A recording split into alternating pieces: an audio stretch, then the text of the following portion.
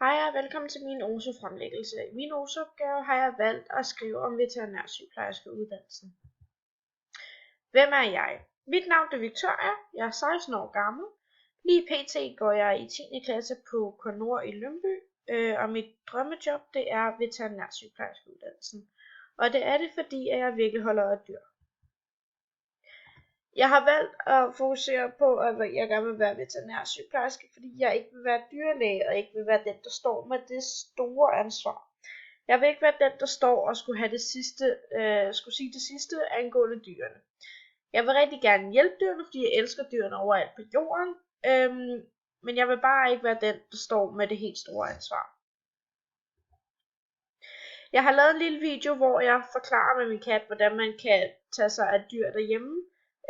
Fordi der er rigtig mange, der glemmer, at man faktisk også skal passe på sine dyr derhjemme, udover bare lige at give dem mad og vand og nusse dem og bære der på dem. Okay, jeg vil lige hurtigt vise, hvordan man kan tage sig af sine dyr derhjemme. Og det her, det var noget, der gik rigtig mange gange, da jeg for eksempel var ude i praktik som veterinærsygeplejerske. Og det er, at man ikke tager sig ordentligt af sine dyr. For eksempel sådan en kat her. Der er rigtig mange, der glemmer at klippe dem skør. Og når man glemmer at klippe katte, så bliver de alt for lange. Og så kan det gå hen og irritere dem op i foden. Så derfor er det rigtig vigtigt, at man har en negleklipper. Og det er en til katte. Fordi hvis man bruger en almindelig negleklipper, kan man risikere at ødelægge kattens negle. Så det man gør, det er, at man har sin kat.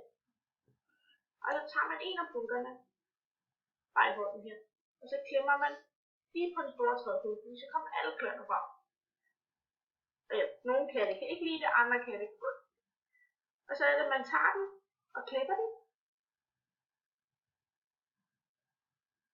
Og man skal endelig ikke klippe den for langt ned. Man skal kun lige klippe spidsen af. Men hvis man klipper for langt ned, så kommer man ned til bordene, og så gør det rigtig ondt. Det som I lige så her, det var, at jeg klippede kløerne på min kat. Og som jeg sagde i videoen, så er det noget, der går rigtig mange gange igen, når man er ude hos veterinærsygeplejersker. Fordi folk derhjemme, de tænker ikke over, at nu skal jeg klippe min kats klør. Men det er faktisk meget vigtigt. Undersøgelse af uddannelsen. Uddannelsesforløbet kommer til at se sådan her ud. Til at starte med er der et grundforløb, der er på 10 uger. 10-30 uger. Så er der trin 1, som var 1 år og 10 måneder. Det er, så man kan blive veterinærsygeplejerske hjælper. Og det er ikke rigtig de helt store opgaver, man kan lave. Det er meget få ting, man kan lave der. Så det er primært trin 2, som der er det vigtigste i hele uddannelsen. Det er der, hvor man lærer, hvordan man tager sig af dyrene, hvordan dyrenes knogleopbygning er, hvordan man giver dem vaccinationer, hvordan man renser tænder på dem, hvordan man steriliserer dem. Sådan nogle ting, som der er vigtige at kunne lave, når man er veterinærsygeplejerske. Ens fysik. Der er en hel masse ting, som der er godt at have, når man skal være veterinærsygeplejerske.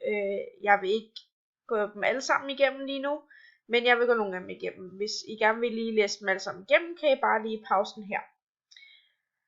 Det første det er, at man har en god fysik og er fysisk stærk. Det er rigtig vigtigt at have en god fysisk krop, fordi at man skal løfte tunge ting.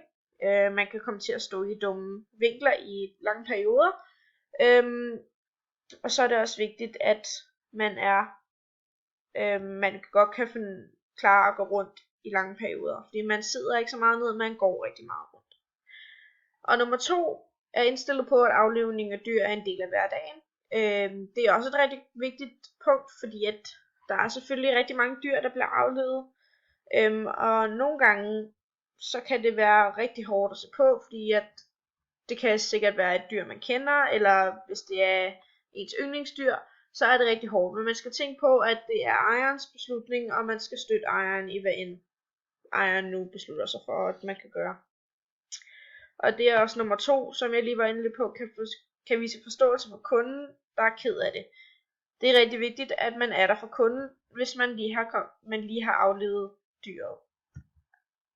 verden udenfor. Jeg var ude at snakke med en veterinærsygeplejerske, der var på Kattens Værn. Hun hedder Marianne. Hun har været veterinærsygeplejerske i over 30 år. Hun har aldrig nogensinde fortrudt det. Hun kom med nogle rigtig fede og gode råd til, hvordan jeg ville kunne klare at tage uddannelsen. Den har dog ændret sig rigtig meget siden hun tog den. Men alligevel grundprincipperne var det samme. Man skal ikke give op på sin uddannelse, bare fordi der er nogen, der siger, man ikke kan. Det var mine kilder.